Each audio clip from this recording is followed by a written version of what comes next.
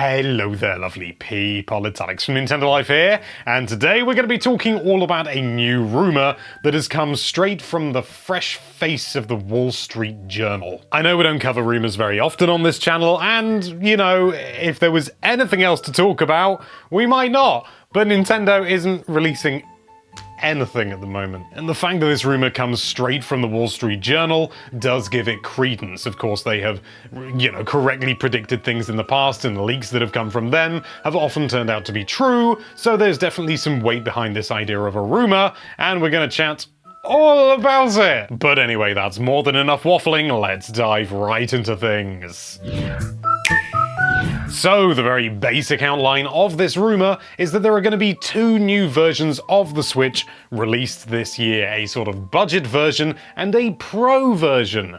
Who'd have thought they'd go in those two directions? There's a lot more information about the budget version, according to the Wall Street Journal. Oh, also, by the way, all links to the original sources will be in the description if you want to do your own finagling and rummaging and looking and thinking and wondering and wishing and... So this budget version is basically what we've spoken about before in, numerous different videos. We did a whole video focused around the idea of a Switch Mini, and we had our own concept and everything, and it basically seems to be pretty much that.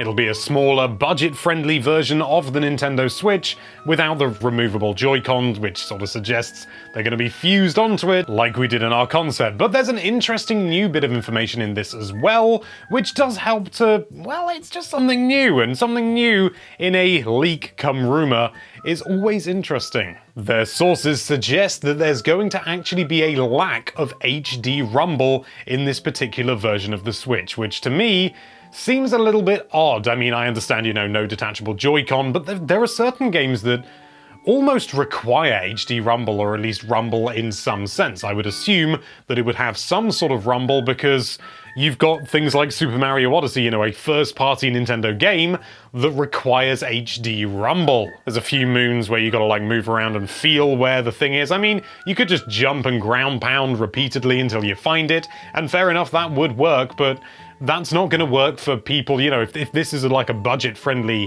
version, it's going to be targeted more towards children, and if the game says, use HD rumble, and the children are going to be like, what's that? So I don't see that working per se, unless they did some sort of retroactive thing.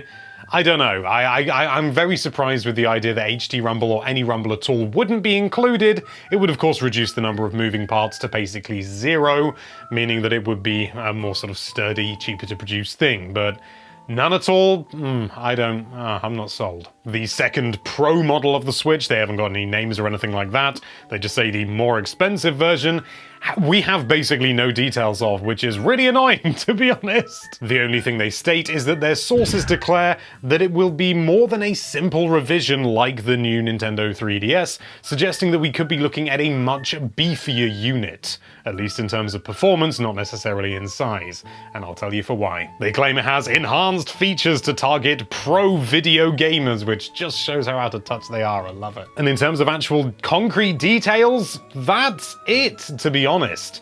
It's very, very lackluster, which, to me actually suggests it's probably more believable. Time and time again we see rumors come out that say, oh, this, and giving detail after detail after detail, and usually, not always, but usually, those end up to be false because it's just too much information, and generally leaks and rumors come from people working in the industry, working, sort of with teams, or hearing something, overhearing something in the cafe or something at lunchtime, or anything like that, and then just sort of saying, well, I can't really say much about it because I don't really know, but, it sort of seems to be like this, and, these sort of vague, unusual details that have very ill-defined often turn out to be more true. It's absolutely not a guarantee by any stretch of the imagination, and time again we've seen very vague things turn out to be false as well. But on the whole, the fewer details that leaks seem to have,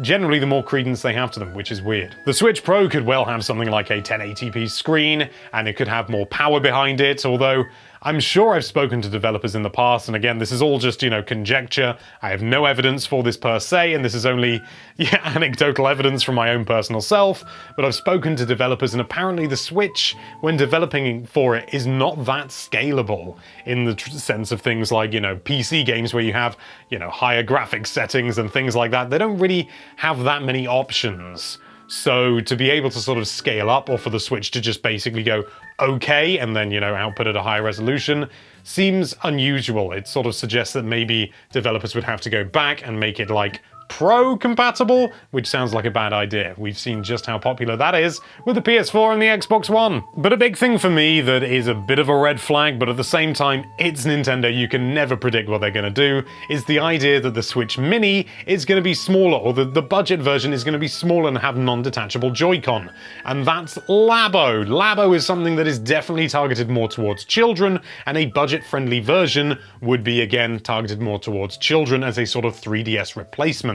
If indeed it was smaller, which you would expect it to be, it could be exactly the same size, but there's multiple issues with that still. It wouldn't work with Labo.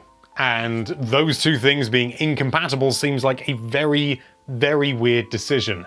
Again, it's Nintendo, so really anything could happen, but I think a new version of the Switch, or, a couple of new versions or whatever of the Switch is inevitable. Nintendo always rectifies and changes things about their handhelds. I don't think there's been a single handheld that Nintendo has released, beyond like the Game & Watch, which doesn't really count, that hasn't had some sort of revision. The GBA had the SP, the Game Boy had the Pocket, the 3DS had the 3DS XL, the new 3DS XL, all that sort of stuff, the 2DS and all that. Nintendo love to sort of change things up with their handheld, and I think that it's inevitable for the Switch, but I'm not sure whether this is the direction they're going to go. But again, I've been wrong in the past. I just sort of feel that there are too many issues with doing, sort of the Pro version. I can see happening, definitely. Even if it's just, it has a 1080p screen and never goes into docked mode. It's always in docked mode. So games are like, yeah, put out 1080p and stuff like that, and maybe it has, a more advanced Tegra chip in there that is maybe a little bit more efficient, but in terms of like getting more performance, I'm not convinced. The final thing that the Wall Street Journal say is that these new versions may be announced at E3. It's very nice and vague, and I'm not really buying it, to be honest. Of course, I could be entirely wrong about this, and, Wall Street Journal could be 100% correct, but right now, I'm just not convinced. There's something about it that just doesn't smell right. As I said earlier, links will be in the description if you want to determine your own ideas and see the original thing and stuff like that if you've got a subscription. Don't they pay for... Do you have to pay for Wall Street Journal now? I lose track. But anyway, thank you so much for watching. If you like this video, then why don't you speculate and rumulate on that subscribe button, and be sure to check out nintendolife.com for all sorts of lovely Nintendo-related content. Thank you again for watching. Bye-bye.